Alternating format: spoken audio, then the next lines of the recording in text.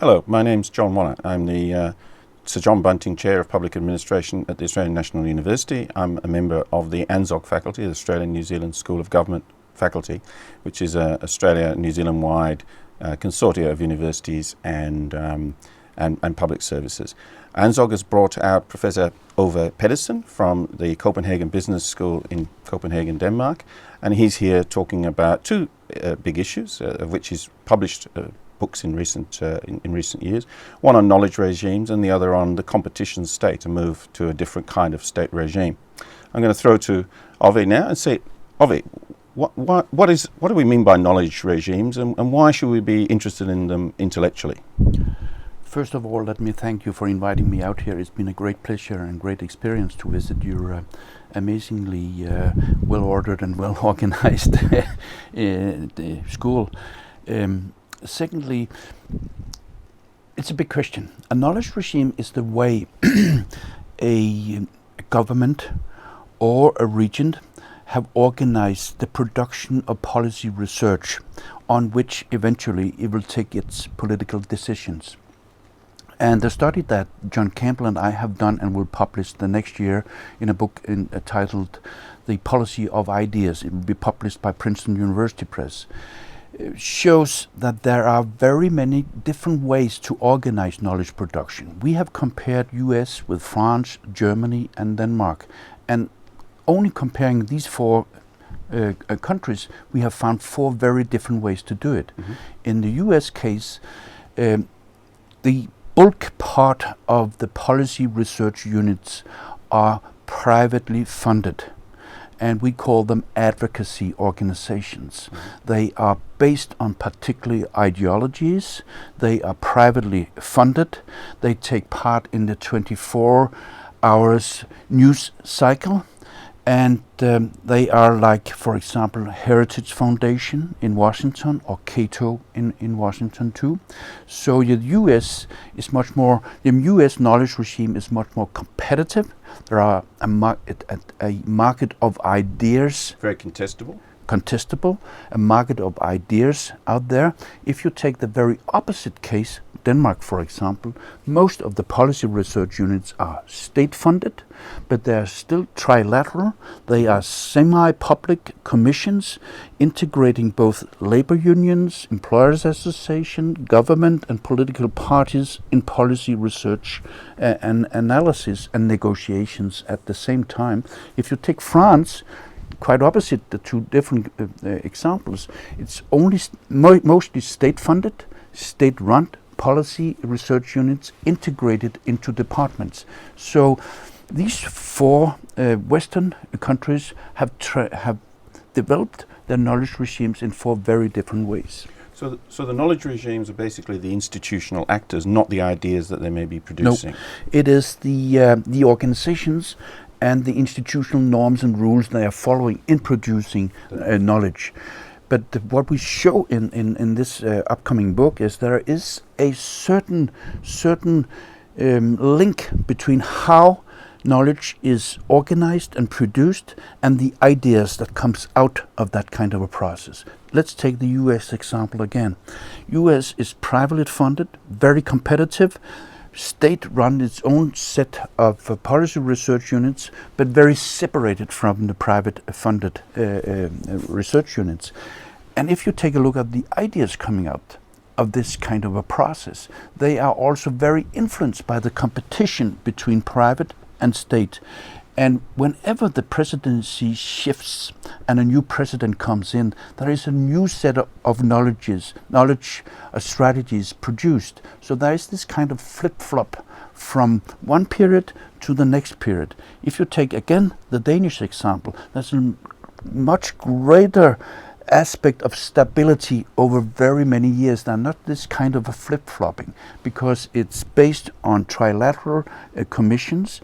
It's based on continuous negotiations and policy production between the three major actors in the political economy: labor, employers associations and governments. So stability on one hand and flip-flopping on the other. And why do you think in a globalized world these national knowledge regimes and these national institutional patterns have survived in that kind of transnational world? Well, they have both survived but also been transformed, and the basic point here is that probably US is the only case of the four where there have been a knowledge regime way back, because of the particular way policy regime is organized, because of the particular influence of private funds in US, while in the French and the German and the Danish case, knowledge regimes are probably only to be seen from the early 90s and into the 00s. Because before that, the knowledge production was so much integrated into the actual policy regime, how party system was organized, how corporativism integrated trade unions, and so on and so on. So I believe that in the Danish, the French, and the German case, knowledge regimes is actually is a very present kind of institution building. In the US case, there has been a transformation of the knowledge regime, a proliferation mostly of private funded advocacy organizations, and today there is a competition between state funded and privately funded organizations in the US case, and that is quite new, and the kind of partisanship in that competition is growing and growing. So your research is able to sort of track the trajectory that these knowledge regimes are moving, right. and you can anticipate where they're likely to develop. Right. And what we do in this study is to try to explain why the contradifferences, and why at the same time this kind of convergence towards building knowledge regimes. And we found major explanations in each of the countries' production regimes, how their business structure is organized, how big their companies are, the rate of unionization, the number of interest organizations, and so on and so on. So basically, the whole question of knowledge regime and the history of knowledge regime can be explained by how business is organized, how open an economy is, how much integrated into the international economy it is. So you can strengthen or weaken knowledge regimes, but how does it play out in the competitiveness of that nation? I mean, if they've got a strong knowledge regime, is that going to make them a competitive nation? Or if their knowledge regimes decline, is that going to erode their competitiveness? Yeah, that's a difficult question, but first of all, the basic point here is that in a situation with a much more globalizing international economy, it seems a fact that each of the Western countries have felt it necessary to build a knowledge regime and to build up capacity for strategic decision making. And that capacity for strategic decision making is based on a knowledge regime, meaning that regime produces the knowledge behind strategic decisions. So one of the fascinating paradoxes coming out of globalization is actually that the national governments are becoming more and more strong, and are more and more emphasizing the institution building behind their strategic capacity, because by having these strategies, by basing strategies on knowledge regimes, they are trying to enhance the comparative advantages of their national economies in an international framework. So, while in the 80s and most of the 90s, we were talking about the national governments being hollowed out by globalization. Now, for a fact, we know the opposite thing have happened. National governments are becoming more and more important, but they have to transform their capacities to become more and more important. And in that transformation, the production or the establishment of knowledge regimes seems to be a very, very important fact.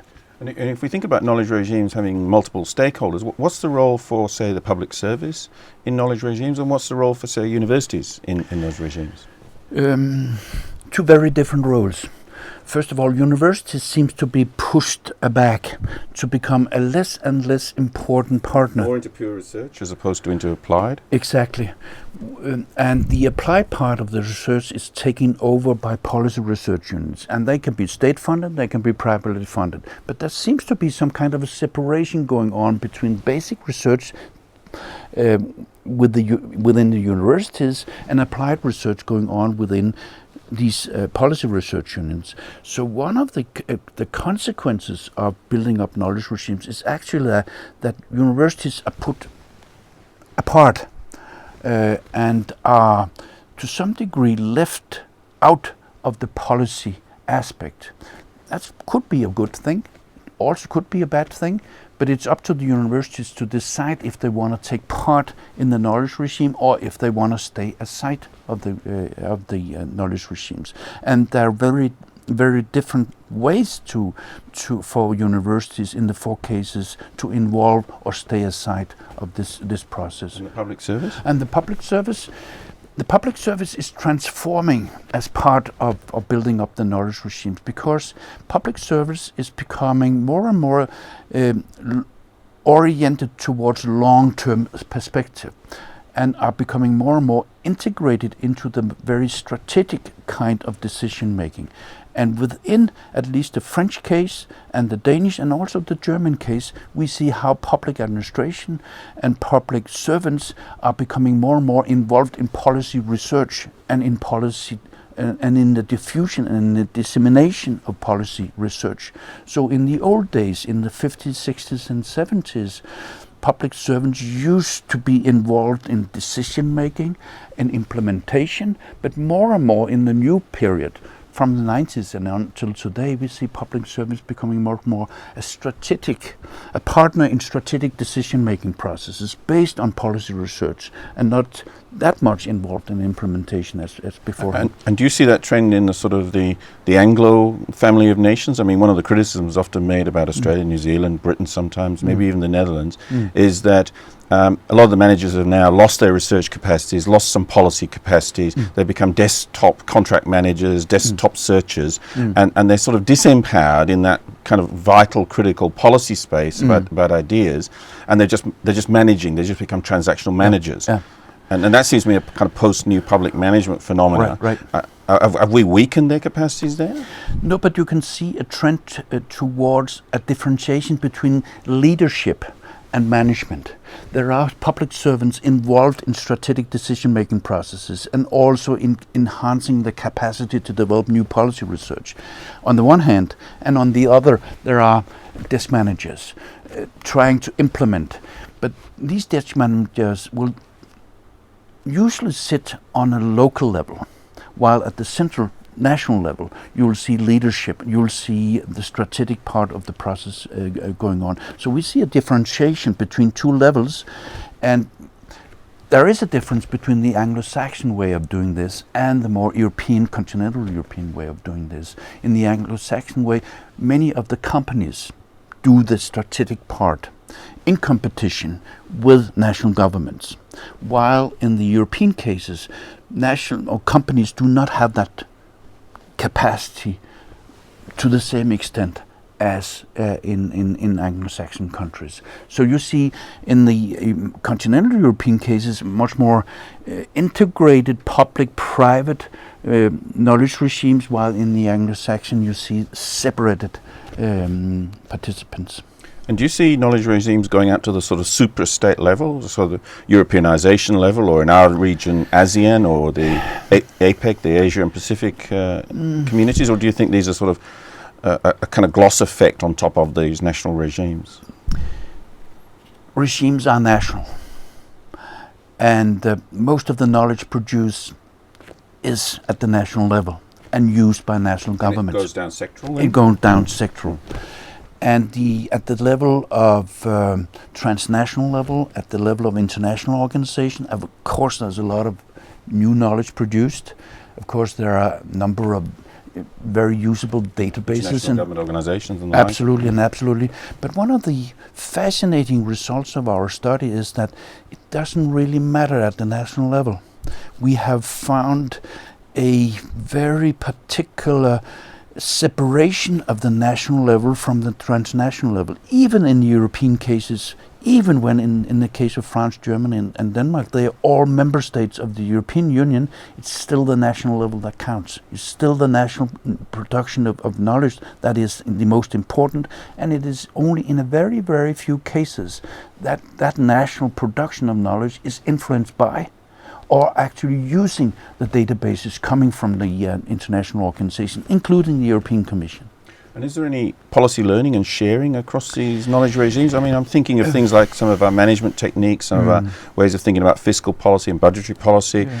People are sharing similar kind of structures, but we haven't. Not necessarily we haven't done particular studies on that and on the diffusion part of all the transnational learning processes. So I can't really tell you that much from based on our study, but based on other studies, of course, there is a transnational level because there is a across the border learning process going on. But so Denmark might be looking to what Germany's doing and then factoring that back into their thinking, not necessarily copying, but thinking, well, is that worth considering? But if you ask all the Danish participants, and we have asked all the major participants, they don't agree.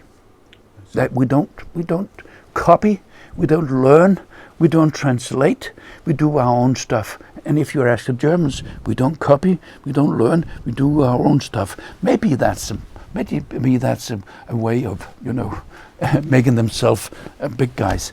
So in one sense, they're insular epistemic communities. They're knowledge workers within a kind of space. They're in space bubbles. Right.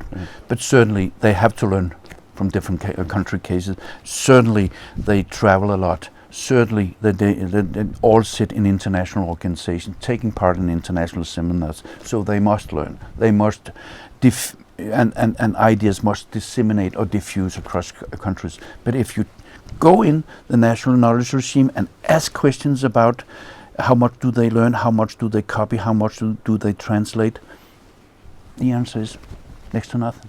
The other thing you've written on in recent years is the competition state. Yes. A term you use quite explicitly. And what you mean by that is a transformation from welfare to a competition-oriented governance, really. Yeah. Do you want to explain what you think the main drivers of that move to the competition state have been? The main driver, of course, is globalization, and in Europe because of European integration. And the transformation from a welfare state to a competition state actually started in the beginning of the 90s. That is also the beginning of the single market or the inner market in Europe. And at the global level, the Mercosur in Latin America, NAFTA in North America, African Union in Africa, ASEAN, so on in this part of the world. So it's actually linked very closely to an international economy being more and more open, integrating more and more different kind of economies, forcing the national welfare state to transform, to adapt to the new kind of international economy. And we see very different trajectories in European countries moving from the welfare state towards a competition state. In some cases we see the traditional welfare state being dismantled, even destroyed. I will give the Britain as an example. In other cases, like the Nordic countries, we see the traditional welfare state being transformed, but the welfare ideals and ideas still being upheld with the kind of results that there are not that big a difference between not a big difference between the welfare period and the new competition period. But still, even in the Nordic cases, welfare states are being transformed. New kind of public administration is being built up, and the basic aspect is this, that we move from a period where every citizen was guaranteed some kind of a social benefit system from birth to death, while in the new era, in this new period of competition state, every family and every individual is forced to take upon themselves some kind of responsibility for their own their own social benefit system, and so on and so on. So there is a clear shift from a period of based on solidarity, on public compensation, towards now a period of much more individual responsibility, and you are forced or asked to build up your own benefit system, pension funds, education funds, and so on and so on. So that is a shift. But as we move from this sort of protectionist welfare system to a more incentivized, facilitative competition state, although globalization is a kind of background driver, we see some states leaping forward towards the competition state and others being fairly slow. What drives the speed here? What drives their take-up? The cases that taken the fastest steps towards the competition states is of course the state with the most open economies, the state where they are forced. Let me rephrase this.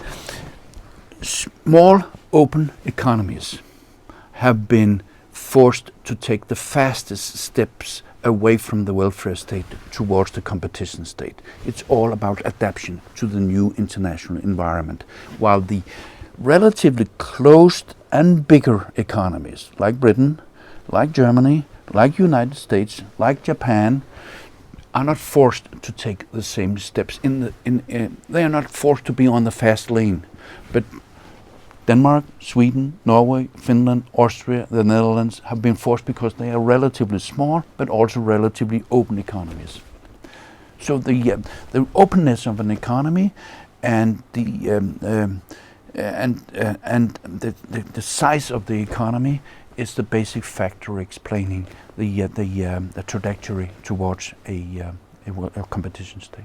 Thank you.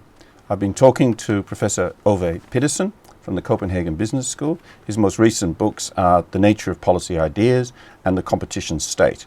So if you want more information or further background on some of these ideas that he's exploring in quite detailed empirical work based in, I suppose, transatlantic studies, then go to those. Thank you very much.